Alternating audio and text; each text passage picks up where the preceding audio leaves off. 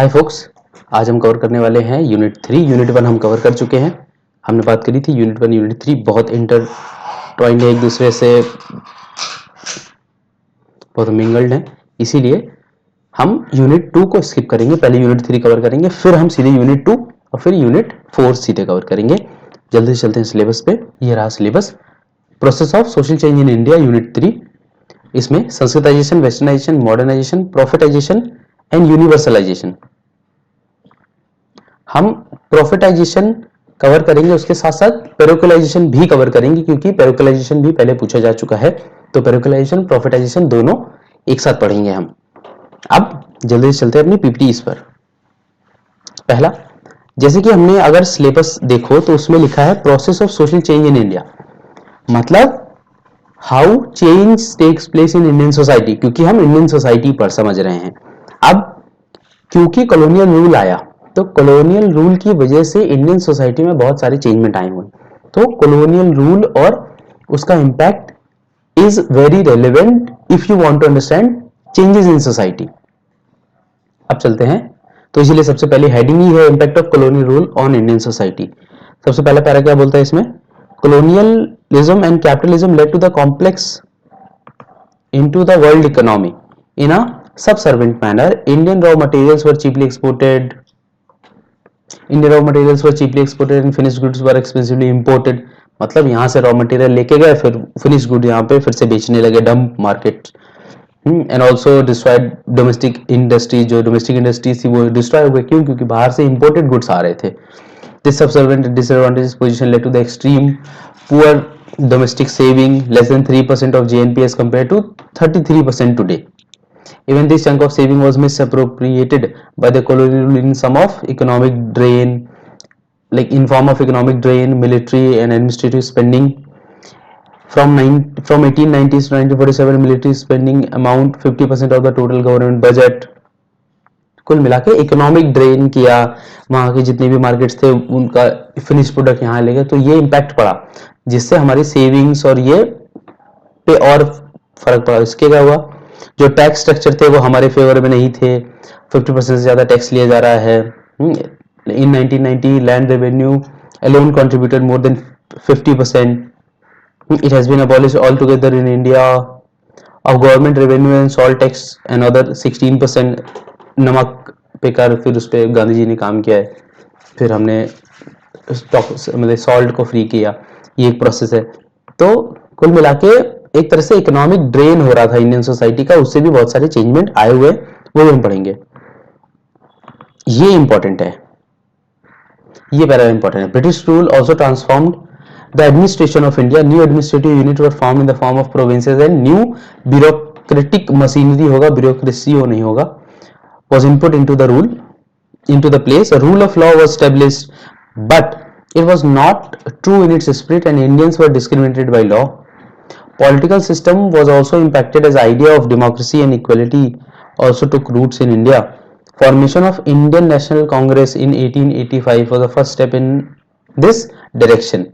Administrative policy also led to political unity as well as later a pan-India feeling also gave birth to nationalistic feeling as well. देखो, इस पूरे para का main मकसद ये है कि जो ब्रिटिशर्स आए तो उन्होंने जो नए एडमिनिस्ट्रेटिव यूनिट्स लाए, उन एडमिनिस्ट्रेटिव यूनिट से एक्चुअल में यूनिफिकेशन हुआ पूरे इंडिया का। इंडिया की जो इमेज हम अभी देखते हैं, Britishers have a very important role to play in it, because earlier Indian boundaries and India as a whole entity does not exist. India was there but in a very segregated form, village forms, in riyasats, different riyasat, तो उस level पे था। But after the Britishers have come, they have actually taken whole of India in one administration, in one administrative unit. तो उसके बाद से हम India as a whole एक तरह की कॉन्शियसनेस है कि no India as a whole, फिर उसी का कॉलोनियल का ही काउंटर प्रोडक्टिव नेशनलिज्म हुआ। क्यों? क्योंकि नेशनलिज्म में भी वो यूनिटी आ गई। कल्चर स्पेयर, एजुकेशन मिशनरीज आए, तो ये सब चीजें कॉलोनियल रूल लेके आया अपने साथ साथ। अब जो इंडियन, अब बैकग्राउंड ऑफ इंडियन नेशनलिज्म देखो, फिर से अगेन हमारा सिलेबस का पॉइंट क्या है? सोशल चेंज इन इंडिया, तो या प्रोसेस ऑफ चेंज या process of social change in India. तो पहला प्रोसेस कॉलोनियल रूल से बहुत ज्यादा इंपैक्ट हुआ है। दूसरा नेशनलिज्म। अच्छा, ये सब चीजें ये आपसे इसे डायरेक्ट कॉन्सेप्ट नहीं पूछेंगे, लेकिन इसके बीच की इंट्रिकेसीज पूछेंगे।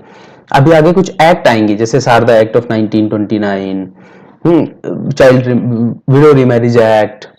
तो ये सब आपसे डायरेक्ट पूछेंगे कि which of the following in which year the Sharda act was pass, 1929, 1930, 31, 32। तो 1929 इज द राइट आंसर। कुछ इस हिसाब से आपसे पूछेंगे। पर अगर कॉन्सेप्ट याद रहेगा कि know the chronology is like that, क्योंकि क्रोनोलॉजी हमेशा एक कॉन्सेप्ट से ही तो बनी है। तो अगर वो याद रहेगी तो आप क्रोनोलॉजी को आराम से वाला मल्टीपल चॉइस आराम से कर पाओगे। अब social background of Indian nationalism. अभी हमने समझा कि colonialism, how colonialism impacted the process of social change. अब इंडियन नेशनलिज्म का क्या था, तो वही कॉलोनियल यूनिफिकेशन। क्या हुआ, कॉलोनियलिज्म ने क्या किया, जब ब्रिटिशर्स आए तो उन्होंने एक तरह से इंडिया को through communication network, through administrative network, उनको एक तरह से यूनाइट किया पूरे इंडिया को इंडिया बनाया। फिर उसके बाद क्योंकि हमें कॉन्शियसनेस आई तो फिर हमने उसके हिसाब से अपने आप को एक्ट किया। तो बैकग्राउंड, नेशनलिज्म का बैकग्राउंड एक्चुअल में कॉलोनियलिज्म ही है।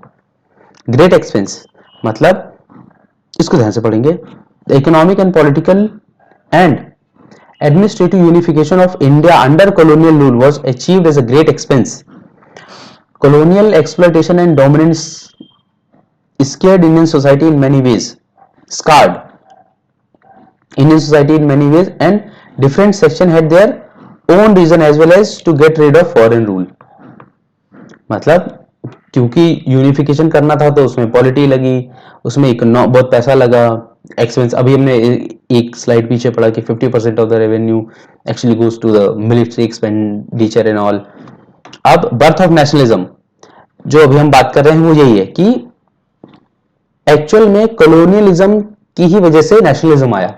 कैसे, the Britishers also tried their best to divide the population and prevent the modernization, fearing the development of common feeling, but paradoxically the same action of colonialism gave birth to its own enemy called nationalism. अब समझते हैं Yogendra Singh, what Yogendra Singh is talking about modernization of Indian tradition। क्यों, क्योंकि Yogendra Singh JNU से थे। योगेंद्र सिंह ने actual में बात करी है कि जो सोशल चेंज हुआ है, योगेंद्र सिंह के पहले क्या था, जितने भी हम ये संस्कृताइजेशन, वेस्टर्नाइजेशन, ये जिनकी भी बात करते थे, हम कल्चर को ही ध्यान में रख के करते थे, एक्चुअल स्ट्रक्चरल चेंजेस को हम ध्यान नहीं रखते थे। मतलब जब हम बात करते हैं संस्कृताइजेशन की, जब हम बात करते हैं मॉडर्नाइजेशन नहीं, मतलब वेस्टर्नाइजेशन की, और उस नोशन ऑफ मॉडर्नाइजेशन की जो योगेंद्र सिंह से पहले था, वो बेसिकली फोकस हो रहा था। योगेंद्र सिंह ने ये आर्ग्यू किया है कि वो कल्चरल एस्पेक्ट्स पे ज्यादा फोकस कर रहा था और स्ट्रक्चरल चेंजेस पे नहीं कर रहा था। पर जो योगेंद्र सिंह का आइडिया है वो है कि इंडियन सोसाइटी, जैसे कि अगर तुम इनके टाइटल से देखो, modernisation of Indian tradition, modernisation of Indian tradition, मतलब जो मॉडर्निटी आई है, इसका ये मतलब नहीं है तो ट्रेडिशनल से कुछ अलग नहीं है। मतलब मॉडर्नाइजेशन और traditionalization they actually goes hand in hand. ऐसा नहीं हुआ है, जैसे योगेंद्र सिंह ने आर्ग्यू किया कि जैसे वेस्ट में मॉडर्नाइजेशन आया है, इंडिया में वैसे नहीं आया है। इंडिया में कल्चरल और स्ट्रक्चरल दोनों चेंजमेंट हुए हैं, बट हमने ट्रेडिशन और मॉडर्निटी को दोनों को साथ में लेके चले हैं।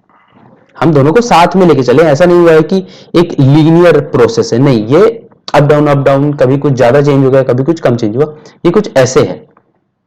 पहला देखो, अगर हम ये समझे तो क्या है, cultural. So Yogendra Singh actually combine cultural change with structural changes. इनके सोर्सेस क्या थे, ऑर्थोजेनेटिक मतलब कुछ इंटरनल चेंज, हेट्रोजेनेटिक कुछ एक्सटर्नल चेंजेस। अभी हम इन सब पे बात करेंगे। पहले हम किस पे फोकस करते थे, Sanskritisation, westernisation, little and great tradition. Little and great tradition is actually a concept, इसको भी हम समझेंगे। और फिर उन्होंने स्ट्रक्चरल चेंज की बात करी। Structural change comes at two level, micro level and macro level.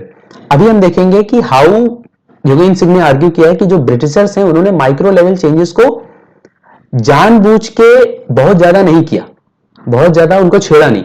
हमेशा मैक्रो लेवल पे चेंजेस लाए, क्योंकि वो उनके लिए बेनिफिशियल था एडमिनिस्ट्रेशन के लिए, बेसिकली इकोनॉमिक एक्सट्रैक्शन के लिए। माइक्रो लेवल पे उन्होंने जानबूझ के कोई ज्यादा चेंज में नहीं लाए, क्योंकि फिर बाद में वो जैसे कास्ट में वो बहुत ज्यादा नहीं घुसे। विलेज को वो हमेशा आर्ग्यू करते रहे कि उसे आइसोलेट रहने दो, उसे आइसोलेट रहने दो, ट्राइब्स को हमेशा आइसोलेट रहने दो। है village are the little republics, village are the republics, कि जो विलेज है वो अपने आप में ही सेल्फ सफिशिएंट है। तो उन्होंने माइक्रो लेवल पर ज्यादा चेंज ब्रिटिशर्स लाने की कोशिश नहीं कर रहे थे। तो यही आर्ग्यू किया है योगेंद्र सिंह ने। ये लाइन बहुत इंपॉर्टेंट है, ये लाइन पूरा क्रक्स है, ये लाइन एक्चुअली में पूरा क्रक्स है। पहले क्या है, he has critically examined the concept of cultural change through the various processes defined by various sociologists like Sanskritization, Westernization, Little and Great Tradition and so on in his work को हमेशा याद रखेंगे, Modernization of Indian Tradition with year 1973 is actually the work of Yogendra Singh. बहुत important है, आ सकता है। So he highlights the limitation of such concepts as they explain only cultural dynamics and not structural changes। मतलब ये जितने भी हमने बात करी, modernisation, westernisation, Sanskritisation, westernisation, little great, ये एक्चुअल में कल्चरल चेंजेस की बात करते हैं, कल्चरल डायनामिक्स की बात करते हैं, पर स्ट्रक्चरल चेंजेस की बात नहीं करते। ये योगेंद्र सिंह आर्ग्यू कर रहे हैं। सो हिज आइडिया ऑफ और modernization is essentially a combination of structural as well as cultural changes. He has an integrated approach in analysing social change in India and he considers all factor of social change और modernization vis-a-vis sources of change, मतलब orthogenetic और हेट्रोजेनेटिक। अभी हमने समझा ऑर्थोजेनेटिक जो change internal changes आए, हेट्रोजेनेटिक मतलब जो बाहर से इन्फ्लुएंस होकर जो चेंजेस हो रहे हैं। कल्चरल चेंज क्या है, Sanskritisation, westernisation, great and great addition. Structural changes किस लेवल पे हैं, दो लेवल पे, micro level and macro level. ये इसको भी फर्दर क्रिटिसाइज और इसको क्रिटिकली एग्जामाइन करते हैं। He adopts evolutionary approach, his analysis of two dimensions। पहले वो ऑर्थोजेनेटिक और हेट्रोजेनेटिक की बात करते हैं, अभी हमने समझा। पहले समझते हैं उन्होंने हेट्रोजेनेटिक चेंज और ऑर्थोजेनेटिक चेंज के बारे में क्या बोले। तो firstly he locates sources of social change as endogenous और एक्सोजेनस। अभी हमने बात करी।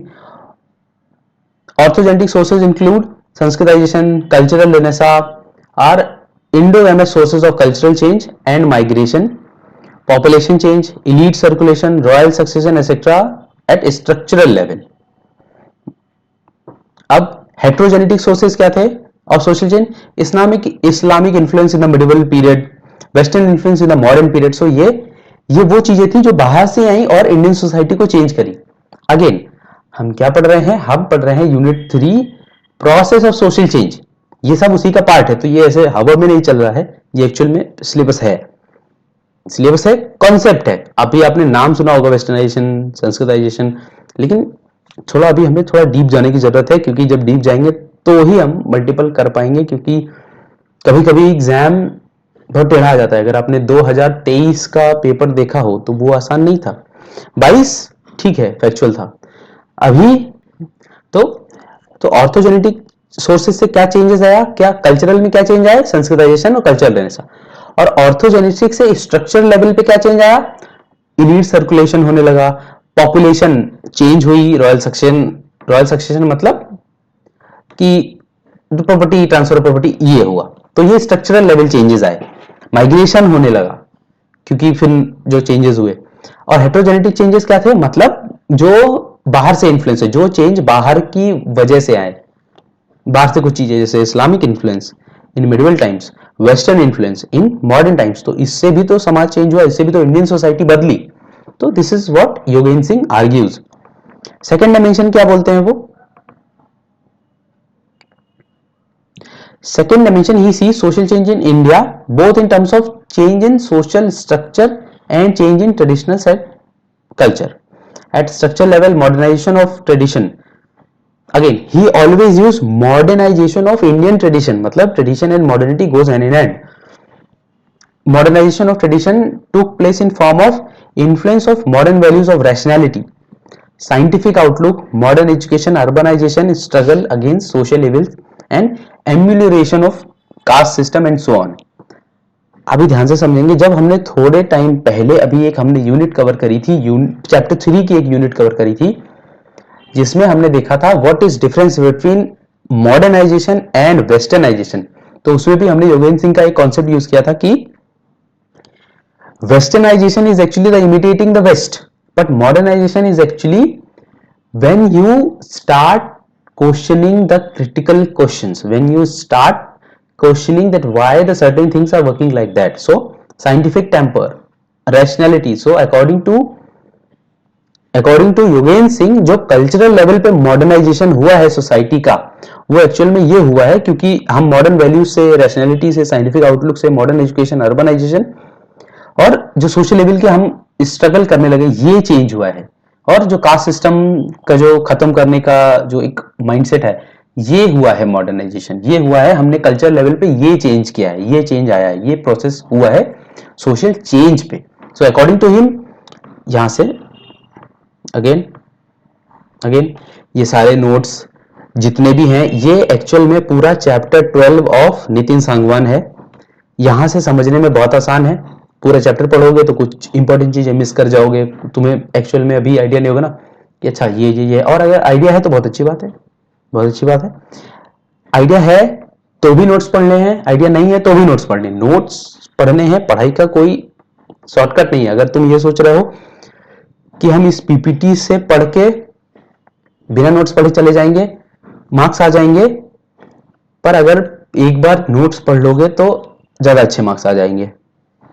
अब according to him, theories of Sanskritisation, westernisation, little and great tradition were an attempt to explain cultural change in society. On the other hand, at structural level, institution of bureaucracy, middle class, new class of industrial elite, army, working class were the result of modernization of tradition in structural terms.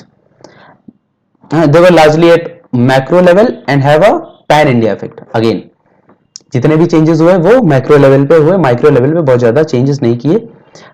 आगे योगेंद्र सिंह इसी को argue करते हैं, ये हम आराम से पढ़ सकते हैं। अब ग्रोथ ऑफ नेशनलिज्म, पहले हमने क्या समझा कि नेशनलिज्म का बैकग्राउंड क्या था, मतलब नेशनलिज्म जो इंडियन सोसाइटी में आया, जिससे हम बाद में आजाद हुए, वो उसका बैकग्राउंड क्या था, कॉलोनियलिज्म। कॉलोनियलिज्म की वजह से ही नेशनलिज्म आया है, मतलब one of the leading factor is actually the colonialism. अब नेशनलिज्म आ गया, अब नेशनलिज्म की ग्रोथ कैसे हुई, मतलब नेशनलिज्म इतना कैसे बढ़ गया कि लाइक एट इट्स पीक हमने गांधी जी देखे, हमने बाल गंगाधर तिलक देखे, फिर भगत सिंह, सुभाष चंद्र बोस। तो ये ग्रोथ कैसे हुई, सोशल फैक्टर्स क्या थे इसके पीछे? पहला, economic contradictions. Britishers extraction of wealth कर रहे थे, लेकिन हमको पता नहीं था कि कितनी पैसा जा रहा है। फिर दो रिपोर्ट आई, दादा भाई नौरोजी और आरसी दत्त ने, ये जो हाईलाइट पे जो नाम है, इन्होंने एक्चुअल में एक रिपोर्ट बनाई जिससे पता चला कि what amount of wealth is actually taken by the Britishers from India. Political awakening I, Indian national Congress बनी 1885 में, उससे पॉलिटिकल अवेकनिंग आई, एक तरह से नेशनलिस्ट गोल पता चले कि no these are the thing which everybody wants. तो और पूरा तीसरा, रोल ऑफ कैरिस्मेटिक पर्सनैलिटी। ये वो सोशल फैक्टर हैं जो ग्रोथ ऑफ नेशनलिज्म पे अफेक्ट कर रहे हैं। पहला, इकोनॉमिक कॉन्ट्रडिक्शन हुए, पॉलिटिकल अवेकनिंग आई, कैरिस्मेटिक पर्सनैलिटी जैसे गांधी, सुभाष चंद्र बोस, गांधी जी, बाल गंगाधर तिलक जी, इन लोगों ने एक्चुअल में, they were the charismatic leaders, they help in mobilizing the masses, they have actually mobilized the masses and unite them. Modern ideas और एजुकेशन आए। हम जितने भी रेवोल्यूशनरी लीडर्स देखते हैं वो एक्चुअल में बाहर से या विदेश से पढ़े हुए थे।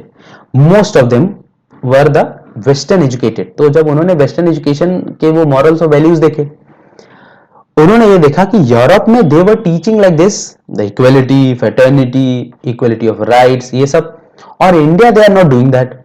तो फिर उन्हें कंटेंशन हुआ ना कि आप अपने लोगों को अलग तरह से ट्रीट कर रहे हो, जब आप कॉलोनाइज कर रहे हो किसी को, तो वहां की जनता को आप अलग तरह से ट्रीट कर रहे हो, उनको आप एक्सप्लॉइट कर रहे हो एक तरह से। तो फिर एक तरह का कंटेंशन डेवलप हुआ कि व्हाई मी, व्हाई इंडिया सफर। अगर यहां से पढ़े तो, yet they lived under the western colonial rule that denied Indian liberty and freedom. It is contradiction of this kind that shaped many of the structural and cultural changes. Indian nationalist leaders were quick to grasp this irony. Irony क्या थी? यही irony थी कि तो आप Europe में कुछ पढ़ा रहे हो, इंडिया में वो चीज इंप्लीमेंट नहीं कर रहे हो। रोल ऑफ मिडिल क्लास का क्या रोल था? तो इसमें इस पूरे पैराग्राफ में ये लिखा है कि जब कॉलोनियल रूल इंडिया में आया तो उन्होंने कुछ लोगों को एम्प्लॉय किया। क्यों? क्योंकि उनको एडमिनिस्ट्रेशन में जरूरत थी। अब एम्प्लॉय किया है तो उनको रिटर्न में उन्होंने सैलरी दी, तो वो सैलरी से जो उनकी सो कॉल्ड क्लास थी वो एक्चुअल में मिडिल क्लास में आ गए। अब यही मिडिल क्लास था जिसने एक्चुअल में इनिशियल नेशनलिज्म को, जब वो मास लेवल, हम जब मासेस को अट्रैक्ट नहीं कर पा रहे थे उसके पहले एक्चुअल में ये मिडिल क्लास ने ही एक्चुअल में एक तरह से कैंपेन में साथ दिया। क्यों? क्योंकि they are the one who have seen Britishers closely. अब कल्चरल रिवोल्ट भी हुए कुछ पहले, 1857 का फर्स्ट वॉर ऑफ इंडिपेंडेंस हम कैसे बोल सकते हैं, वो एक तरह से on the line of cultural revolt ही था। अब रिफॉर्मिस्ट एंड रिवाइवलिस्ट एजेंडा, इसको ध्यान से समझेंगे। रिफॉर्म मतलब चेंज विद इन, रिवाइवल मतलब कुछ जो पुरानी, मतलब कॉलोनियल रूल से पहले कुछ की जो वैल्यूज एंड नॉर्म्स थे उसको फिर से वापस लाना। इस पे राजा राम मोहन राय ने बहुत काम किया है, दयानंद सरस्वती ने काम किया है, एआर देसाई का काम हमने जस्ट पिछले लेक्चर्स में ही देखा है। वो रशियन रेवोल्यूशन से बहुत, और इंपैक्ट ऑफ ग्लोबल इवेंट्स का बहुत इंपैक्ट पड़ा है growth of nationalism in India में, क्योंकि रशियन रेवोल्यूशन हुआ, यूथोपिया और वाला कम्युनिस्ट नेशनलिज्म आया, communalism and divisive politics. British policy of, अगर ये चीज आपको टेक्स्ट नहीं दिख रहा है कोई बात नहीं, तो मैं पढ़ देता हूं। British policy of divide and rule also sowed seeds of parallel nationalism, हमने पहले बात करी, as well which ultimately led to the bifurcation of nation at the time of independence. Again, Britishers की डिवाइड एंड रूल पॉलिसी, फिर उसके बाद हमने 1947 में जो खून खराबा, मैंने तो पढ़ा, जिन्होंने देखा होगा तो उस समय का मंजर, बंगाल का पूरा एरिया जल रहा है, उधर इन जो निफा जिसको बोलते हैं नॉर्थ ईस्ट फ्रंटियर, वो जो प्रोविंस था जो बॉर्डर पे, फिर मास माइग्रेशन जो हुआ इंडिया पाकिस्तान का, तो वो तो एक्चुअल में they were the seeds that the Britishers have did. आगे perspective of Indian nationalism, different phases, cultural perspective, revivalist, unification, materialist perspective, ये आप समझ सकते हो। इसमें कुछ ऐसा बहुत हाईफाई नहीं है, इससे ज्यादा सवाल नहीं आते, बस हम जो इसके पहले है एक बार वो समझ लेंगे। मॉडर्नाइजेशन ऑफ इंडियन ट्रेडिशन, हमने डेफिनेशन देखी, हमने प्रोसेस समझा, बहुत ध्यान से समझा कि कल्चरल और स्ट्रक्चरल दोनों को साथ में लेके चलना है। इसी को योगेंद्र सिंह ने अच्छे से डिफाइन किया है। आगे कुछ चीजें हैं जो इंपॉर्टेंट हैं, जैसे मॉडर्नाइजेशन एंड ट्रेडिशन, क्योंकि उनका नाम है मॉडर्नाइजेशन ऑफ इंडियन ट्रेडिशन, तो इसका देखते हैं उन्होंने क्या बोला, कॉम्प्लेक्स रिलेशनशिप। तो पहला है सेलेक्टिव मॉडर्नाइजेशन। सेलेक्टिव मॉडर्नाइजेशन का क्या मतलब है? Due to the contact with west were not all modernising and some of them even reinforce traditional institutions, so there is no clear cut contradictory between the modernization and tradition. जैसे मैंने पहले बोला, modernisation और tradition goes hand in hand. बहुत selective modernisation हुआ है, मतलब कुछ एरियाज में मॉडर्नाइजेशन हुआ है, कुछ एरियाज में एक्चुअल में हम ट्रेडिशनल वैल्यूज को ही रीइन्वर्ट कर दिया हमने उनको, कुल मिला के। अब माइक्रो स्ट्रक्चर प्रिवेंशन, इसकी भी बात हमने पहले करी। क्या बोलते हैं? Modernisation of tradition was selective and micro structure was even deliberately left undisturbed by colonial ruler, they distance themself from caste and village community. मतलब जो ब्रिटिशर्स थे उन्होंने एक्चुअल में माइक्रो लेवल पे बहुत ज्यादा चेंज लाने की कोशिश की ही नहीं। That's what Yogendra Singh argue. क्यों? क्योंकि अगर वो कास्ट में ज्यादा, क्योंकि बेसिक मतलब ये था कि जब 1857 में जब रिवोल्ट हुआ तो ब्रिटिशर्स को ये समझ में आ गया कि now we have to divide and we have to make sure that we did not go too much in the Indian society so that it will become very hard on for us to administrate the Indian society. Because क्योंकि 1857 के बाद उन्होंने वो खून खराबा देखा, उनको actual में इकोनॉमिक लॉस हुआ। 1857 में उनको इकोनॉमिक लॉस हुआ, वो तो बहादुर शाह जफर का जब उन्होंने उनको रंगून को शायद आज उसको बोलते हैं, उस समय उसको रंगून बोलते थे, आज उसको म्यांमार बोलते हैं। तो फिर उनको वहां भेजे, तो वो उन्होंने मैनेज किया, लेकिन उसके बाद उन्होंने they have actually learned a lesson कि अभी हमको पहले डिवाइड एंड रूल करना पड़ेगा, क्योंकि उसमें से ही हम एक्चुअली में एडमिनिस्ट्रेशन आगे कर सकते हैं। और दूसरा है कि हमें इनके जो कल्चरल और उसमें उनमें ज्यादा नहीं घुसना है, उनके माइक्रो लेवल पे ज्यादा नहीं घुसना है, क्योंकि फिर अगेन फिर रिवोल्ट होने के चांसेस हैं। तो उन्होंने मैक्रो लेवल पे चेंज लाने की कोशिश करी, माइक्रो लेवल उन्होंने छेड़ा नहीं। इसीलिए फिर adaptative changes in tradition have been in nature of adaptative changes in traditional structure and not due to breakdown or disassociation. Thus, a form of neo-traditionalization process proceeds along with modernization. मतलब वही जो traditional structure है उसमें जो changes आए वो इसलिए नहीं आए कि हमने पूरा ट्रेडिशनल स्ट्रक्चर चेंज कर दिया। मतलब जैसे मान लो ये ट्रेडिशन चल रहा है, ये मान लो सो कॉल्ड ये ट्रेडिशन है और ये मॉडर्निटी है, तो ऐसा नहीं हुआ कि हमने ट्रेडिशनल स्ट्रक्चर को पूरा तोड़ दिया फिर उसमें मॉडर्निटी लाए, नहीं, ट्रेडिशनल स्ट्रक्चर में चेंज लाए, हम में कुछ एडाप्टेटिव चेंज लाए, कुछ चेंज है जो हम अडाप्ट नहीं कर पाए, कुछ चेंज था जो हम अडाप्ट कर पाए। तो एक तरह से ये न्यू ट्रेडिशनलाइजेशन है रादर देन होल मॉडर्नाइजेशन। तो न्यू ट्रेडिशनलाइजेशन भी हुआ और मॉडर्नाइजेशन हुआ, दोनों साथ साथ हो रहे थे। ये this is what Yogendra Singh argues. ये पूरा modernisation of Indian tradition Yogendra Singh का एक कॉन्सेप्ट है। पूरी एक बुक है 1973 में उन्होंने लिखी है, आप आएंगे आप इसको पढ़ेंगे जब आप सोशियोलॉजी ऑफ इंडिया पढ़ेंगे, तब सोशियोलॉजी इन इंडिया नहीं, सोशियोलॉजी ऑफ इंडिया पढ़ेंगे तब आप पढ़ेंगे मॉडर्नाइजेशन ऑफ इंडियन ट्रेडिशन। दोनों में बहुत फर्क है, ऑफ इन। अब आगे Protestant movement during the colonial period, इसमें ये आप आराम से कर सकते हो। देखो इसमें करना क्या है, मूवमेंट का नाम क्या था और वो किसके द्वारा इनिशिएट किया गया और उसमें क्या ईयर्स हैं, क्या मतलब किस टाइम पे, जैसे 1929 है। जैसे अगर हम ये बोले तो जो सोशो रिलीजियस मूवमेंट है, जैसे हम इसमें आए, मेन सोशो रिलीजियस मूवमेंट और ब्रह्मो समाज, हमें नाम याद होना चाहिए कब और क्रोनोलॉजी और किसने इसको इनिशिएट किया है। Prarthana Samaj, Aligarh movement and so on, ये था socio religious movement. Tribal movements क्या थे, Rampa rebellion, Kol rebellion, Khoya rebellion and so on. और पीजेंट मूवमेंट मतलब वही small farmers, Champaran movement, Kheda Satyagraha and Tebhaga movement. ये याद रखेंगे कि ये कौन से ईयर में हुए और ये कौन से मूवमेंट, जैसे सोशल रिलीजियस, ट्राइबल मूवमेंट और पीजेंट मूवमेंट। और एक है रिवाइवलिस्ट और रिएक्शनरी मूवमेंट, जैसे ये सब आपको नोट्स में मिल जाएगा। तो ये मत सोचना कि अरे ये तो बस यहीं पे है, ये तो स्किप कर रहा है, स्किप नहीं करो, मैं इंपॉर्टेंट चीजें बता रहा हूं कि ये चीजें पे आपको ज्यादा फोकस करना है। कि जैसे टाइप्स ऑफ मूवमेंट पे उतना फोकस ना करके टाइप्स ऑफ मूवमेंट के भी टाइप्स पे, जैसे अगर वुमेन सेंट्रिक मूवमेंट है तो वो कौन कौन से हैं, रिवाइवलिस्ट मूवमेंट है तो कौन कौन से हैं, रिएक्शनरी मूवमेंट्स हैं तो कौन कौन से, जैसे Tana Bhagat movement was a revivalist movement, causes were rooted in cultural and economic exploitation of tribes. Arya Samaj movement was also a revivalist movement. और कुछ सारे एक्ट जैसे एंटी सती लेजिस्लेशन, शारदा एक्ट, ये इंपॉर्टेंट है।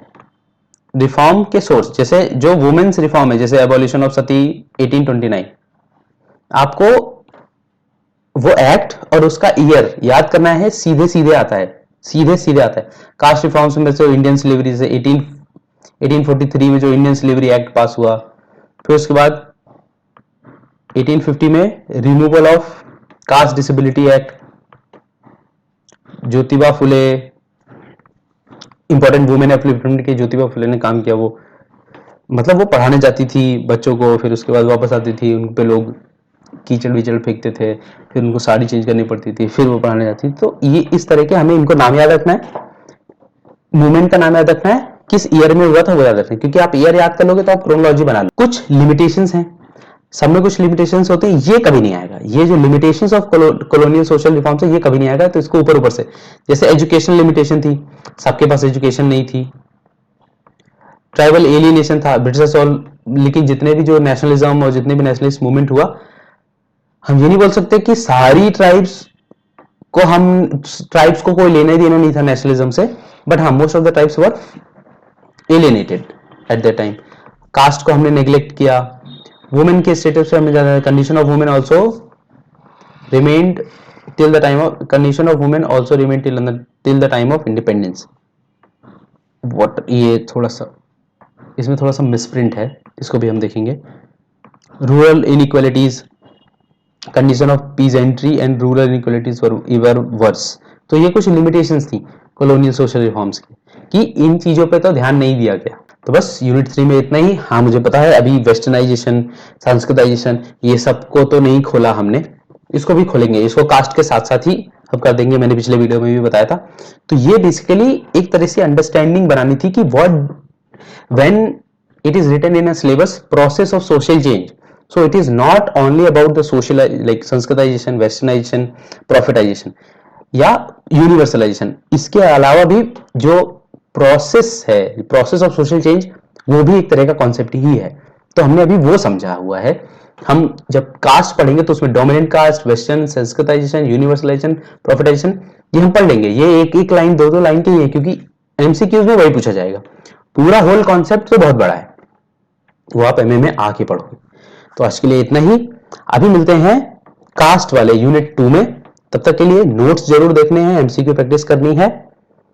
मिलते हैं कास्ट वाले वीडियो में, तब तक के लिए बाय फोक्स।